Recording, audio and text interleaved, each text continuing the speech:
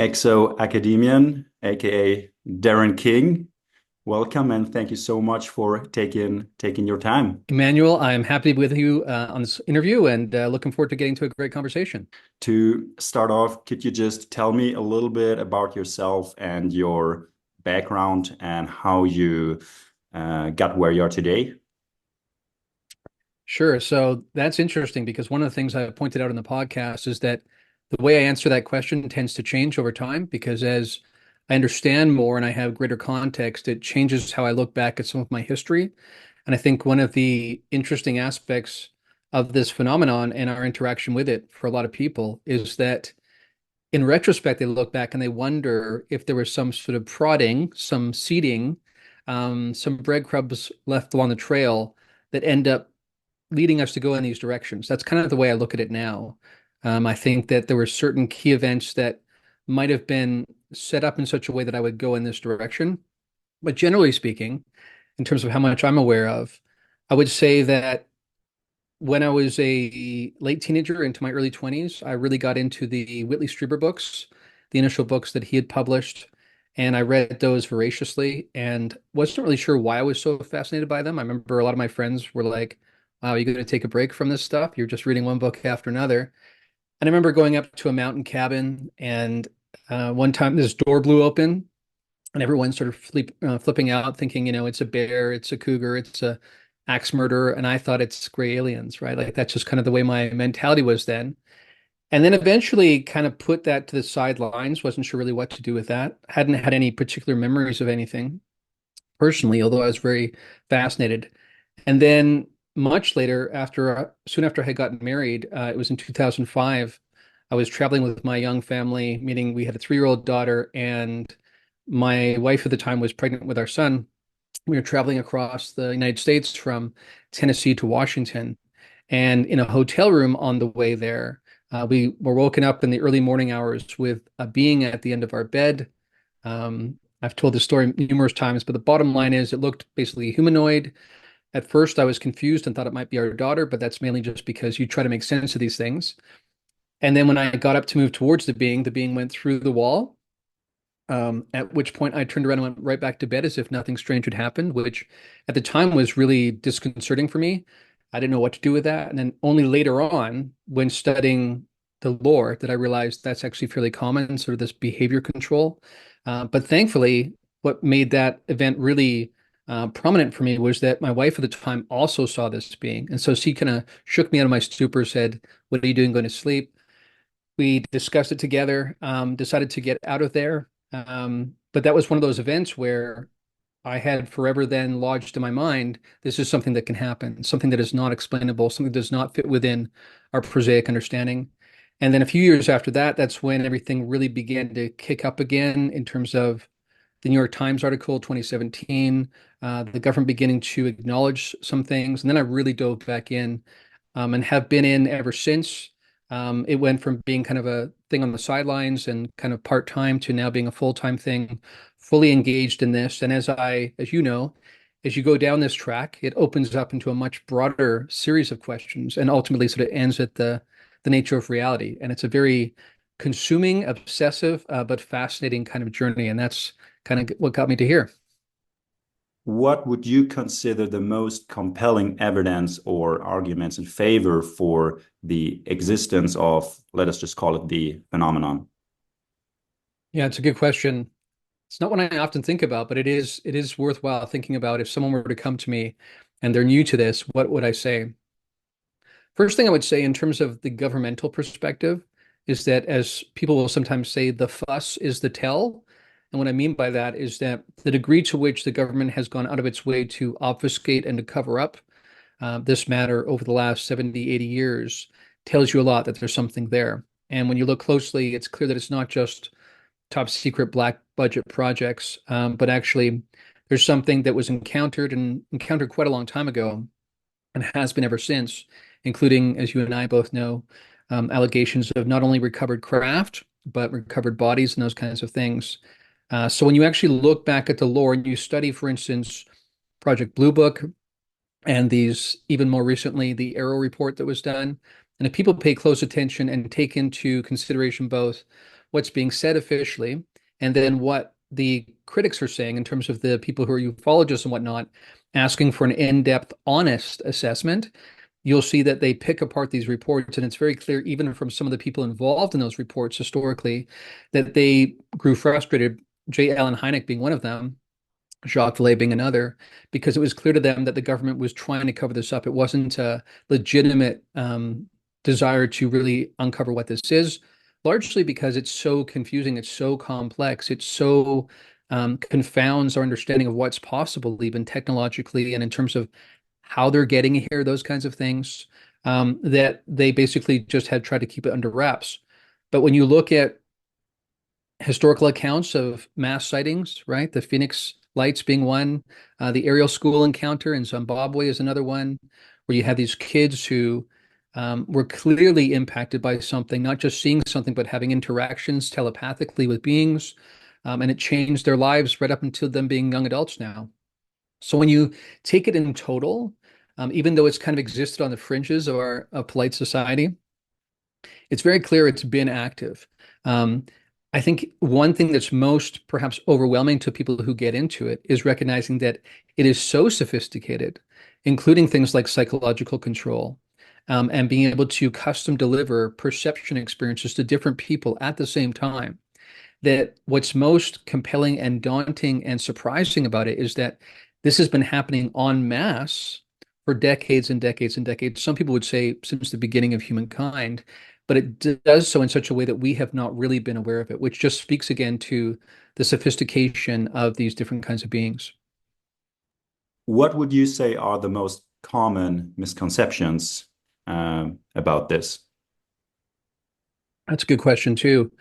I would say one is that the assumption is, and people therefore sometimes don't even bother asking if this is really the case, that these are space aliens in the sort of standard science fiction kind of sense, that they flew here in an advanced spacecraft from Alpha Centauri or something and are on some sort of scientific expedition, and then they're moving on again.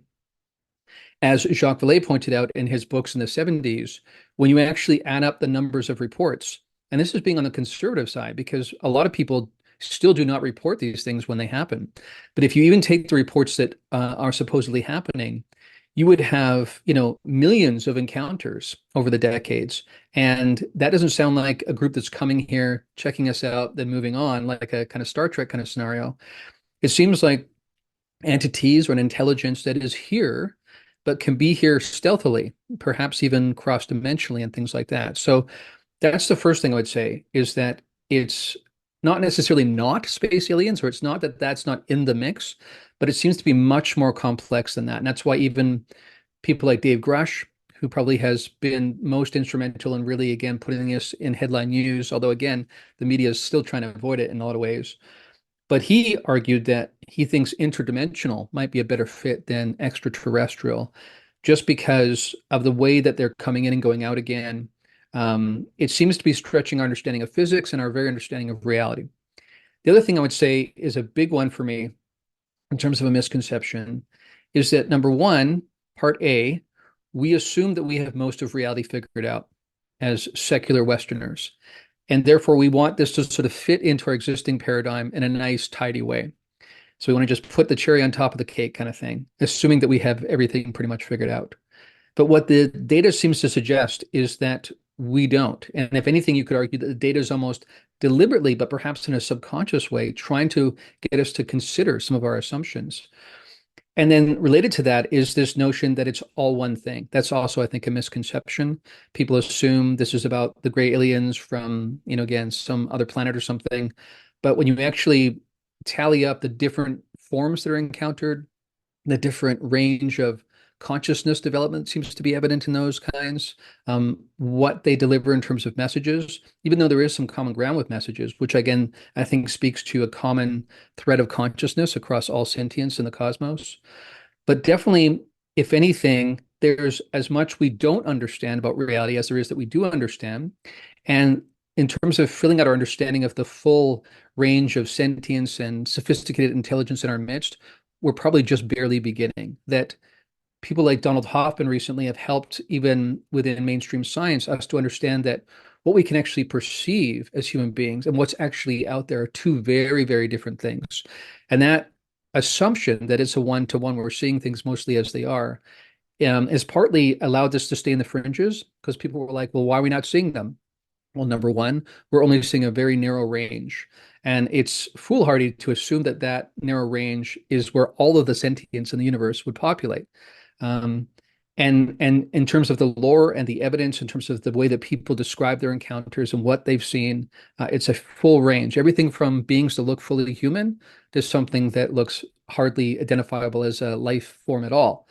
So those are some things I think that are common misconceptions that are key. And then one last one I'll just add to is that, as I like to say, this is the one topic that leaves no other topic unscathed. And what I mean by that is once you go in this rabbit hole, suddenly life and death, the origin of humanity, the purpose of life, the nature of reality, all these questions open up because of what you find here.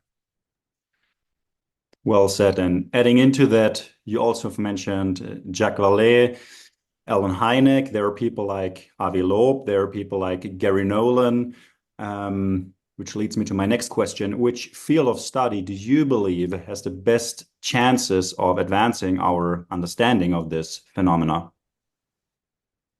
That's a good question. And I would definitely argue for a multidisciplinary kind of approach for sure.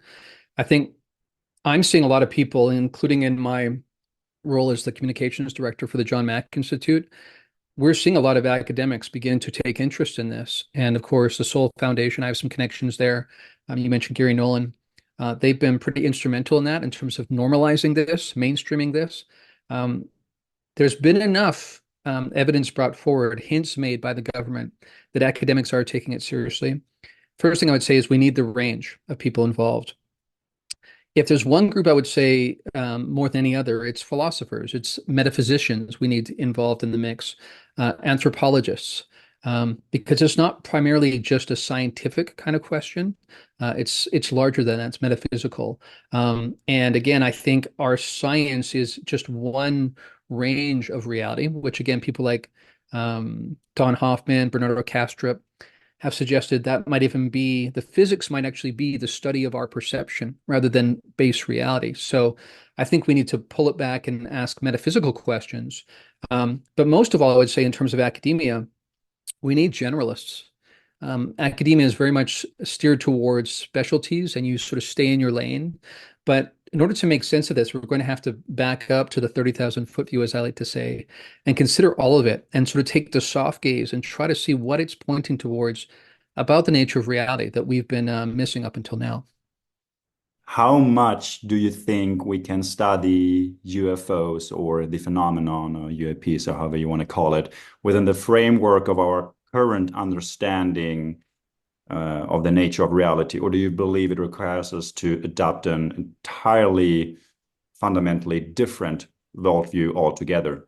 Good question again. I think that one of the paths that this has led me down, speaking of rabbit holes, is towards a notion like idealism as a model for reality as opposed to physicalism or reductionistic materialism. I think this data, as along with other kinds of data like near-death experiences, out-of-body experiences, psychedelics, encounters with supposedly deceased loved ones, which, by the way, there's an overlap with sometimes people see deceased loved ones right alongside supposedly gray aliens. So again, it points to the fact that even our understanding of life and death is not nearly as final and clearly delineated as we think. So we definitely, I think, will be led along the path towards a new way of framing reality itself. And I think we should, take things seriously, but hold them lightly is the way I would describe it. Until we have enough data where we feel confident about where it might be taking us. I do know that people like Colm Kelleher that have done a lot of extensive research at Skinwalker Ranch, for instance, would say that part of the challenge is that not only do you have an intelligence to sophisticated, but it's precognitive. It seems to know what you're going to do before you even do it. So to try to set up a standard scientific experiment, looking for empirical results like we would in any other kind of field is not so simple because they would find that just before something was going to happen. A camera would malfunction for no clear reason, naturalistically kind of thing. So that happened time and time again. This is one of the things that, again, speaks to why there's been so much or so little, hard and fast evidence over the decades, which many people just say, if it was real, we'd have so much evidence. With everybody carrying an iPhone, what are the chances we don't have clearer footage? Number one, we do have some clearer footage. That's clear. It just hasn't been released. But secondly, it just speaks to the fact that this phenomenon, again, a multifaceted phenomenon, different kinds of intelligences, but across all of those, they generally are so sophisticated that they can control what we can actually measure. And that makes it difficult. So we will need to open up a new paradigm for reality. I think we should pursue multiple avenues at the same time, keep an open mind, and keep in mind that when we are dealing with an intelligence that likely is more sophisticated than us, at least some of them are, then they're going to be able to run circles around us. So it's going to be a bit of an interesting chase to try to find evidence of it. And I think we have to also, I think, start engaging relationally with aspects of the phenomenon to try to find evidence and engagement that way, rather than assuming we'll be able to measure it in some objective way like we can anything else in science. What could that new paradigm of reality look like, and are there any current models, ideologies, religions that you believe align with what you believe will be necessary for us to adapt in terms of how we perceive reality? Yeah, that's a good question. So I'd say a few things. Number one, part of my background is in integral theory. And in integral theory, we have this perspective that everybody's right. And what we mean by that is, to some degree, everybody's right. Everyone's got a piece of the puzzle, that if different groups of humans have, at various points in history, followed a certain perspective, it's because they were getting feedback from reality telling them that this was legitimate in some way. Now, those are almost always partial, of course, and incomplete, but we need to try to stitch together a fabric that accounts for all of them. So rather than being either purely objectively scientific and believing in reductionistic materialism, or flipping to the other side and just assume this kind of dualistic, there's a spiritual realm controlling the physical realm. Something like that is also too narrow, I think. As I was hinting at earlier, with people like Bernardo Kastrup and Don Hoppen pointing towards the fact that even our notion that we're in I could knock on the table right now and say the physical reality, when we have dreams, and I've tested this, right? I often will be able to lucid dream. And I've tested going around and measuring different things, right? And what I found is that feels just as consistently physical as our waking state does. So the first thing I think we need to do is do away with this assumption that our waking state reality is somehow more real than our dreamland kind of experiences, our experiences on psychedelics. There's lots of evidence now pointing towards the fact that, if anything, when we're under the influence of psychedelics, what it's doing is diminishing the effect of the filters in our brain that is limiting how much of reality we actually experience. So rather than people saying, well, they're just hallucinating, no, actually what's happening is the filters are being dampened so that we're open to a broader perspective on what's really always out there. And that often includes encountering different kinds of beings. This is one of the most fascinating aspects about this. A friend of mine went to Peru to take part in a traditional shamanic ceremony, taking an ayahuasca, of which the active ingredient is DMT. And after her third attempt, when she took a bit more each time, she found herself on board a UFO encountering aliens that seemed familiar with her and seemed excited that she had found a way to contact them again. So some people will say, well, what is it? Are we talking about physical aliens and physical waking state reality? Or are we talking about non-ordinary state experiences and the kinds of beings we encounter there? And what I'm saying is, often there's a crossover. And this is, I think, pointing towards the fact that our assumptions about where these hard lines are faulty. And again, we first of all have to ask ourselves, what's the difference between our perception and the lines we draw there versus what actually might be out there? So again, right now, something like idealism to me seems like a promising route. And even then, keeping in mind that as human beings, we're going to have limited limits in terms of how much we can understand, which is okay. I think it's sort of like one of those puzzles, you open up a piece and it opens up another piece and another piece. Um, but once you start understanding that consciousness may be primary, and there's lots of evidence pointing in that direction, not just from this phenomenon, but also from near-death experiences, psychedelic experiences, on it goes. Precognition, different psi phenomena that people experience, the fact that not only do these beings telepathically communicate to us, but there's demonstrable evidence from Dean Radin's work, for instance, if people are interested, that human beings also telepathically communicate, and we often have precognitive dreams. The more you actually pay attention, you see this.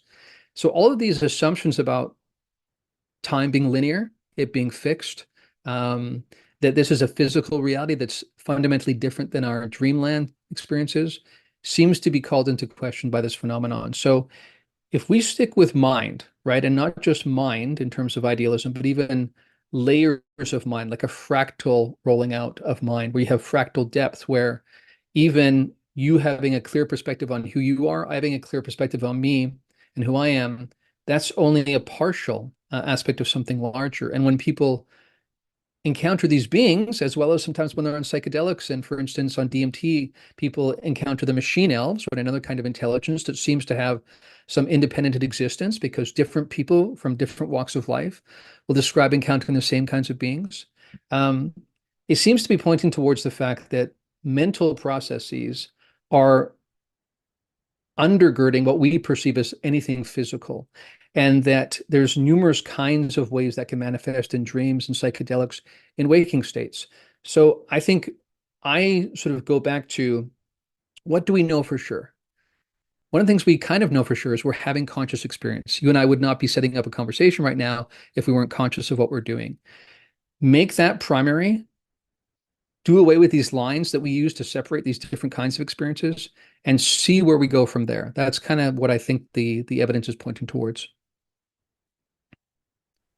What would you recommend someone, if one were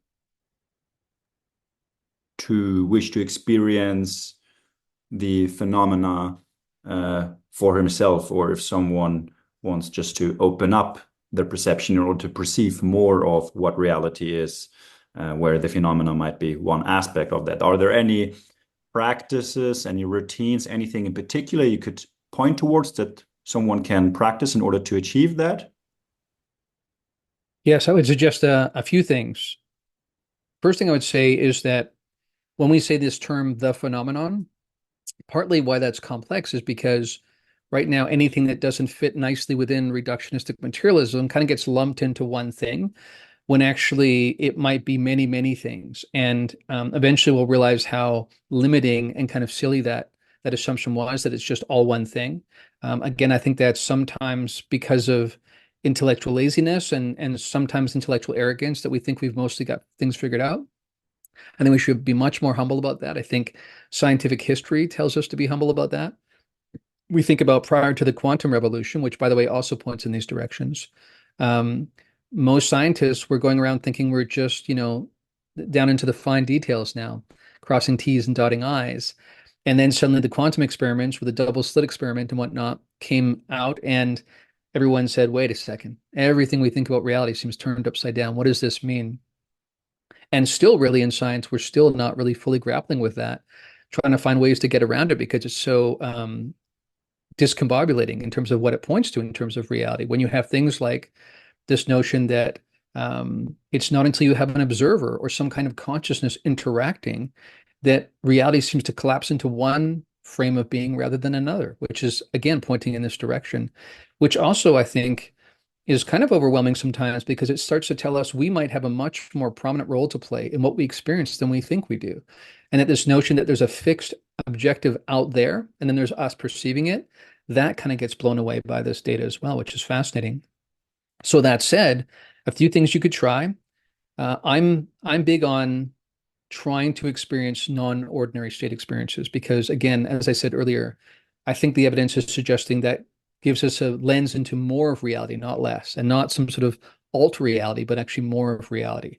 That our evolutionary drive has helped us to narrow our frame of reference so we can survive and propagate the species, but that means limiting a lot that we could be exposed to. So by taking psychedelics, for instance, you can encounter a broader frame of reality. By getting into deep meditative states, which sometimes takes a bit longer, but you can also get into those broader frames of reality. In terms of encountering these phenomena that people see in the sky, CE5 or HICE, human initiated contact events, are something else you can try where you can join up with people. You go out into the field at night, and you kind of have a shared intention to make positive contact with benevolent beings. Very important that you have a very set intention, which again speaks to the fact that we might have a bigger role to play in here in terms of what we actually experience in reality than we think. Might speak to kind of a quantum activism.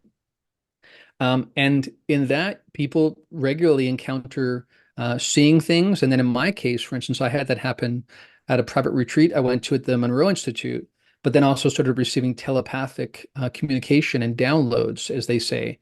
Many people have that experience too. So those are some things you can try. Any kind of non-ordinary state experience through meditation, through psychedelics, or encountering the intelligence behind some aspects of the phenomenon through CE5 or HICE would be something I would recommend as well. How does your understanding of what we're dealing with impact your day-to-day life? Because a lot of people would argue that what we are currently talking about is something abstract and unnecessary to dive into. So are there any practical implications on your day-to-day life? And what practical implications would this subject potentially reveal for society? Yeah, that's a really important point to get into, actually, because I think that's increasingly becoming less abstract and less of a sideline matter over time. And this relates to, I'll answer this question in two ways. First, let me talk about the personal one, I guess. I think I'm unusual that way because I pretty much do this full time between doing my podcasting, doing my research, and the role I have with the John Mack Institute, where we're working to, for instance, right now, take the John Mack archives that contain interviews and research done back in the 90s with the people who were part of that initial abduction phenomenon. You might remember that was when we first started hearing about these kinds of things. I mean, before then we heard about it too, but it kind of hit more of the mainstream. Ended up on Oprah at one point. John Mack was actually on Oprah one time being talked to about this. Um, but after he died, most of that research was sitting in boxes for decades. Now we're in the process of digitizing that and then applying AI to that so we can begin to look for patterns and things that we might have missed in terms of overarchingly what's going on. Um, so my life is very focused on this material, and I'm constantly, because as we've talked about, there's so many rabbit holes. I'm constantly almost like that meme of the guy up with the white wall, and he's like pinning things together and writing notes, and this connects to this, and how does this connect to this? It's sort of like that, trying to connect the dots, and it's a multi-dimensional kind of a whiteboard, though. So I think about those things a lot, and there very much is a two-way communication going on between myself and this overarching intelligence that I'm kind of in contact with that has, as I was hinting at earlier, I think kind of led me at various points into this field to begin with. And that very much feels like there's a seeding of ideas coming into our reality from these other beings. And I would point out too that I think many scientists, many artists across history have had the same experience, but they just haven't known that's what it was. Many artists and scientists will tell you that it's almost like a mystical experience when they sometimes have an idea occur to them in a dream or something or overnight. And we've just assumed that there's not these middlemen of these beings that might be doing this, but I think there's lots of evidence that that is what's happening. So that pretty robustly changes my day to day, actually, because it becomes not only ongoing research and helping to educate other people about this as I learn more about it, but ongoing interaction where some elements of this phenomenon, in other words, some of the intelligences seem to be very much involved in trying to help humanity get through a really difficult time we're going through right now. I've been talking about this in the podcast quite a bit, where there's numerous extinction level threats online at the same time in our time. And many people just feel so overwhelmed by that and are so busy in their lives, speaking of day to day, that they just sort of tune out and feel powerless. But I'm very much aware of what's arising. And I think that And this speaks to what I was saying before about I don't think it's going to be sideline material for too much longer because I think that everything's kind of spiraling up into some sort of climax point, is what it seems like, where as humanity races further and further along technologically, moving on towards artificial general intelligence, moving towards this technological singularity, without our shared collective consciousness really keeping pace with that. Um, while that's chasing along, and we seem to be imminently approaching that, we're also seeing an uptick in the kinds of contact that's happening with this element or elements of the phenomenon, where people either are seeing more things, they're receiving more telepathic downloads.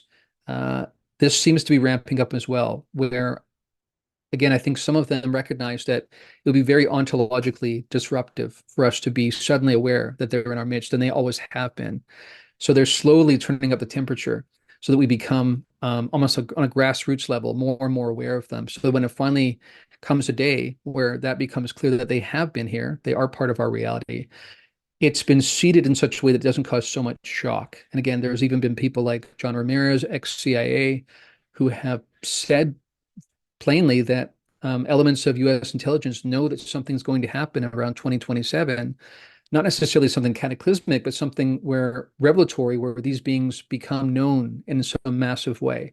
And that this slow rollout of disclosure has been very purposeful with that end in mind, that it's to prepare psychologically the masses for what is going to perhaps happen. So I think that's why not only are they upping their interaction with humanity right now, but it's tied to this sort of cataclysmic, consequential moment we're reaching as a species as well, where we're straining the planet. I think all of us this last summer have been very, very aware of climate change and what's happening there. Of course, this is exactly what some of the warnings entailed back in the 1990s.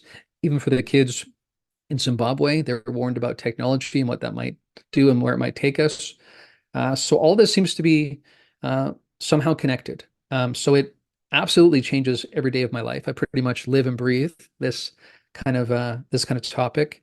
And I think more and more people are slowly becoming aware of it, not just through the news. That's less of it, actually. It's more because slowly but surely, on a grassroots level, people are being contacted and slowly being made aware of these additional presences. All right, and I think that ties into a question I asked earlier, which is how would one go about establishing that kind of two-way communication that you've been mentioning that you're having on a regular basis, if I understood it correctly, right? Yeah. Yeah, and not just me, but other people that I'm involved with. So there's a few different circles I'm involved with, and often what we even plan to do in the future is informed by some of these downloads, some of this communication that happens. It's often not as specific as here's our 5 questions. Can you give us precise answers? It's not necessarily like that, but and there's also certain borders that won't be crossed if it infringes on free will, for instance, and that kind of thing. So it's kind of a situation almost like with when you're trying to help educate a child. You don't want to do the homework for them, but you kind of want to give hints. What do you think about looking in this direction? Look over here. What about this? And so in my case, it tends to be less, here's a paragraph that describes exactly what the answer is, and more my awareness becomes focused on what about this direction? Maybe you should check out this. Maybe you should connect with this person. Maybe you should read this book, even if it's an obscure book sometimes. And then over time, you start recognizing there's a consistent leading that's been happening. So it's kind of like that. For other people, I would say this is where it does get a little bit tricky because, for instance, my co-host on Liminal Frames will sometimes be surprised and I think a bit confounded by, for instance, one friend of mine that I was at the Monroe Institute retreat with. As soon as she started investigating this phenomenon, she started having experiences. And even after she published some papers in the mainstream, then her daughter started having experiences. So, as people say sometimes, the more you look into this phenomenon, it begins to look back at you. So that does happen for many, many people, but not necessarily everyone. Because again, my co-host on Liminal Frames has said kind of surprisingly, I must be immune. He's wondering why he hasn't had that direct kind of experience. Um, Maybe for some people, it's just much more subtle and subconscious than for others. We're not exactly sure. There's interesting research being done by people like Gary Nolan, pointing towards biomarkers, right? Biological differences in some people that seem to hint that perhaps different genetic backgrounds are more predisposed to these kinds of experiences. Um, People with a Celtic background, which includes me, people with indigenous backgrounds, Cherokee Indians, different kinds of American Indian. Um, RD6 Clear Clark is an author who is gone around the world collecting accounts from indigenous cultures. I would really encourage people to check out her work. Seems very much not just part of their individual lives, but part of their understanding of their identity as a collective as well, that they somehow are tied to what they call these star people. Um, so this is what I mean when I say that this leads in every other direction: human origins, genetics, the question around are we a seeded species, right, to begin with. When I had that conversation with Bernardo Castro, he said, as much as it sounds preposterous to assume that we've been engineered by some sort of alien intelligence, that seems the less of a stretch than the other notion that somehow just naturalistically, accidentally, it all sort of came together in some sort of miracle. Um, so all that is to say, yes, like I said before, I would say aim for non-ordinary state experiences, expand your understanding of what is real. And then often you'll begin to have encounters with beings in those kinds of non-ordinary states. And be open to what's being communicated to you there. And again, through things like CE5 or HICE, join together with people. I know here in the US, a lot of cities will have CE5 groups that you can contact. Not sure how common it is in Europe, but maybe think about starting it up with some people. Just do a little research around. Again, you want to prepare yourself. You want to preferably develop a meditative practice ahead of time. You want to have a clean inner life kind of thing. Because again, our intention seeds these experiences so much. Like I sometimes describe it as the intention you bring in, whether you're aware of it or not, is like the number you're calling and who picks up on the other side. So you want to spend some time being aware of that, being aware of what you're populating into the field energetically. I know some people will say this sounds like New Age. What's this got to do with the UFO phenomenon? But somehow it's all connected. This is the point. So those are some, broad-based parameters to think about when people think about moving into this. And as you said, there are so many different angles from which a person can look at this phenomena, for lack of a better term. Um, which, if even possible, would you say are the main alleys within this rabbit hole? Are there any major fields that you feel are most worth investigating? Well, one thing that comes into this, in addition to this notion of, we've talked a bit about the idea of extraterrestrials. We've talked a little bit about interdimensionals. Another one that comes in that is somewhat related to interdimensional, depending on how you think about it, is that some of these beings may actually be us from the future. So there's this term that a friend of mine, Dr. Michael Masters, coined called extratempestrials. So the extra, the beyond part is the tempestrial in terms of time. So outside of our time. And when I actually started looking in this direction, not only did I find colloquial evidence kind of thing, when you start realizing that they look humanoid so often, right? Sometimes they look fully human. So why would that be the case if they're space aliens? It doesn't fit with our Darwinian assumptions about life. But then even in conversations and reading the books that Mike has written, Mike Masters, which I would totally recommend people read, primarily his book, The Extratempestrial Model, which is his second book, really lays it out. Again, this touches on what I was saying earlier. He assumed, just by his own choice, his own free will, he went through a certain line of experiences in life and then ended up choosing to get a PhD in biological anthropology. In retrospect, he realizes that he was kind of led all along the way. And when he was a young boy, I think maybe 8 or 9 or 10, he saw his dad's copy of Whitley Strieber, I mentioned earlier, his book Communion. And this was a turning point in our cultural zeitgeist because when many people saw the front cover of Communion, they thought this being looked strangely familiar. And it made people feel a bit unsettled. Like, why does that being look familiar? And it's sort of buried in our subconscious, which again speaks to the fact that this might be much more widespread, the contact, than we're aware. And again, because this spreads in all directions, maybe even points to awareness prior to this lifetime, even, right? So this comes into it as well. Um, but basically, he said, not that looks like an alien. He said that being, whatever it is, must be related to us. And so then he went on and at one point made a change into his degree program and became a world-renowned expert. And he has been able to make the case that there's all sorts of genetic markers, biological markers, suggesting that they are somehow related to us. That chimpanzee to modern human to what we call a gray alien seems like one consistent trajectory. And that if you take a modern human being and the evolutionary trajectory we're on currently, and you add 8, 10,000 years, depending on different environmental factors, you would quite likely end up with something like a gray alien. So it's not just that their features are somewhat similar to ours, but if you follow the trajectory out for what we're already trending towards, you will end up with something like a gray alien. And on top of that, I have numerous experiencer friends who've been through the abductions and have been told that, right? One person on social media that recently came out and identified as a abduction experiencer from the 90s said one time he sat down and got the courage up to ask the being, "Are you guys aliens?" And the being said, "Sort of. I can understand how you would think that, but we're actually you from the future. We live on a different planet now, but we're somehow from your relative future."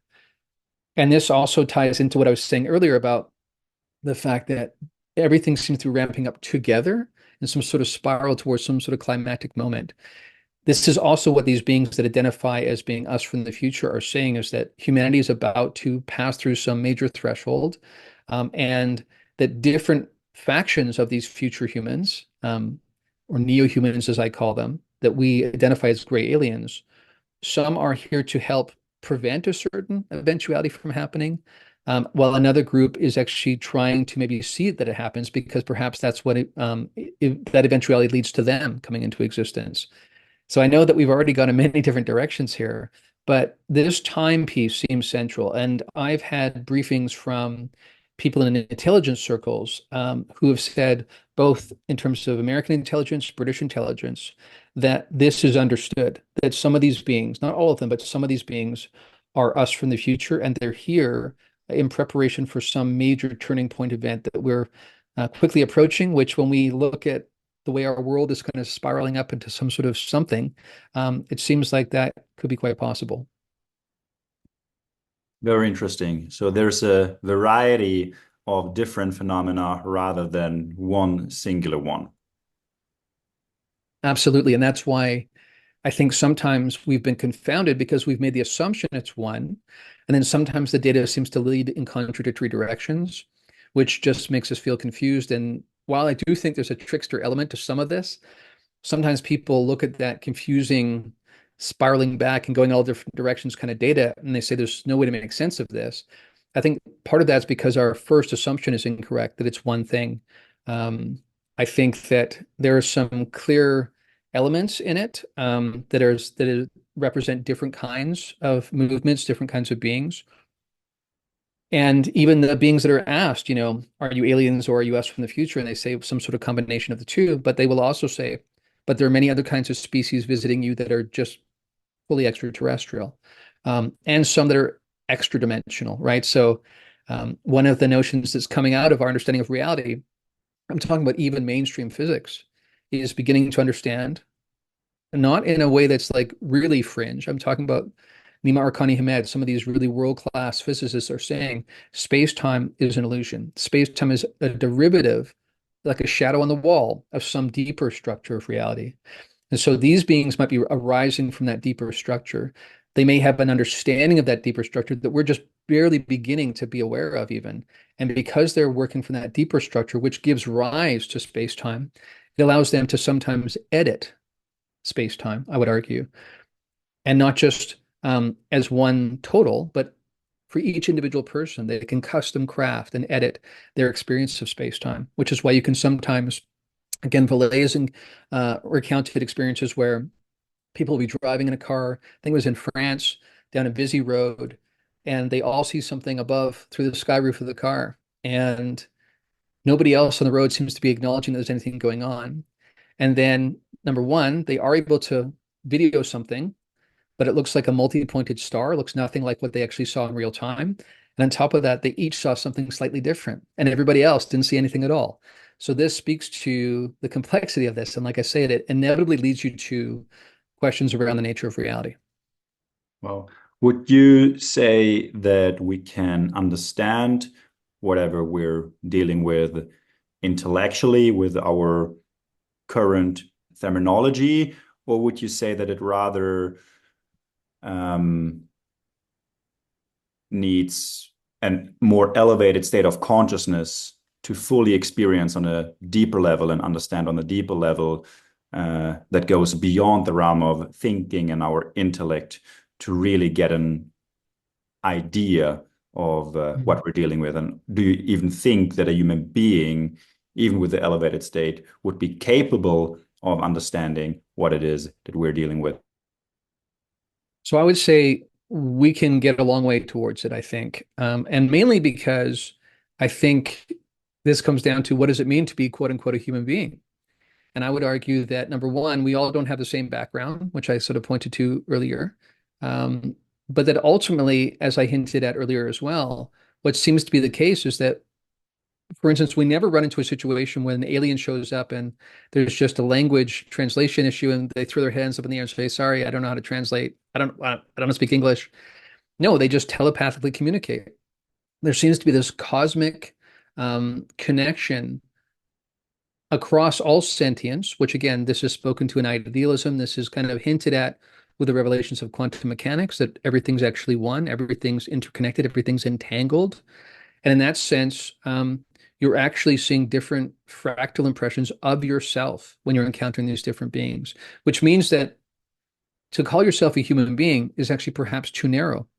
And some of our ancient non-dual traditions have spoken to this, that actually when you meditate, when you deeply meditate, and your brain begins to sort of drop out because you're not feeding it, you're not responding to it, and then suddenly you expand into the cosmos kind of thing, you expand into everything, which speaks to the entangled nature. So again, when people say that sounds again like new age kind of wishy-washy stuff, I would say this is what quantum physics is pointing towards. This is what the ancient non-dual traditions spoke to, that actually everything is one. And because of that, all of the separations are illusory and the boundaries are porous, which is exactly why they can telepathically communicate, why we can telepathically communicate with each other, why we can sometimes, they definitely can do this, and some human beings can do this to some degree, telekinetically move objects with their minds, right? So again, with the abduction phenomenon, one of the questions is, how do they move people through walls, right?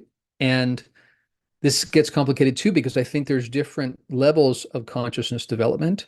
And the further you get in that journey, the more you're able to author at that level I was speaking to earlier that is prior to space-time. So you don't even have to move atoms, for instance, because you're working at the source code kind of level.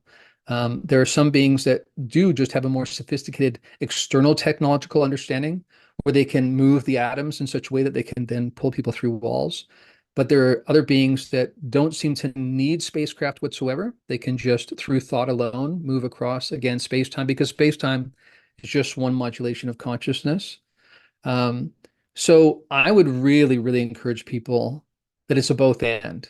I think we can learn a lot through science, but science needs to humbly, with an understanding that science always tends to eventually outdo itself. And we have these revolutions, right? Thomas Kuhn talked about this in terms of the history of scientific revolutions, that first you get a bit of disruption after you've had a period of everyone believes the same thing. And there's more and more outlier data until you eventually have this revolution where at one point you have one subset of science that believes something completely new and another subset from before And those are no longer even in conversation with each other because they're so fundamentally different. But eventually, the new one takes over and everyone goes back into stasis and assumes this has always been the case until the next one arises. So we need to be aware that we're on a journey of understanding ourselves, understanding the cosmos, understanding the nature of reality, and that I would argue that even the arising of these intelligences in our midst is part of the next revolution that we're in the midst of. People like Bernardo Kastrup would again say that we're moving back towards idealism, that this idea of reductionistic materialism was just a few century kind of anomaly in the full history of humanity. So absolutely, I would say as much as we want to have a multidisciplinary scientific engagement, I really encourage people to work on their own consciousness development, not just because it makes you a more healthy member of the human species, makes you wiser, and then that makes us wiser as a collective to address some of the challenges we're facing, which need an uptick in consciousness, but also because that takes you into an understanding of reality that's deeper, that's more expansive, that actually not only changes the way you see reality, but it changes, I would argue, the way you interact with reality, the way that reality manifests, which again goes back to what I was saying before, the observer effect. Not only does it collapse one reality into being over another, but then perhaps even the way that reality ongoingly manifests is determined to some degree by our consciousness. So when you look at quantum physics, you realize science is really taking us back to the same direction. And it's really going to be quite something because I think eventually we're going to have this reckoning in science where we say everything we thought about the fixed world was just a particular perceptual measurement, basically. And that we see that that changes over time because we recognize you fundamentally can't separate the observer, the consciousness, from the thing it's trying to observe, that there's a connection there. And then eventually we begin to realize that everything that's manifesting in front of us is just one modulation like a dreamscape, and that we can eventually realize that we can co-author in the same way that you can, as I do in lucid dreams. Once you wake up in the dream, then you can actually start saying, I want to go left. I don't want to go right. I'm going to do this. I'm going to try that. So I think that's what lies in our future, which is fascinating and enticing, but it's also, I think, a future we need to arrive at to address some of the concerns we're facing as a collective, because I think those are primarily consciousness questions, not physical questions. It's not going to be just external technology. And that's the final point I make is that in my conversations with Bernardo Kastrup, we talked about there being two different kinds of technology. There's a more advanced external technology, which some of these beings seem to demonstrate. But there's also eventually the ultimate technology is consciousness technology, where you're working at that source code level prior to space-time. And once you get there, then almost anything's possible. And some of those beings seem to be working there. Again, historically, religious history, shamanic history, we might have called that magic. But as Arthur C. Clarke said, that, any sufficiently sophisticated technology is going to look like magic. This speaks to where they're coming from. It speaks to what this ultimately all is and what we're learning about it as we go. Wow. Thank you so much. Thank you. I really appreciate the interview and a great conversation, really great questions. So thanks for inviting me on.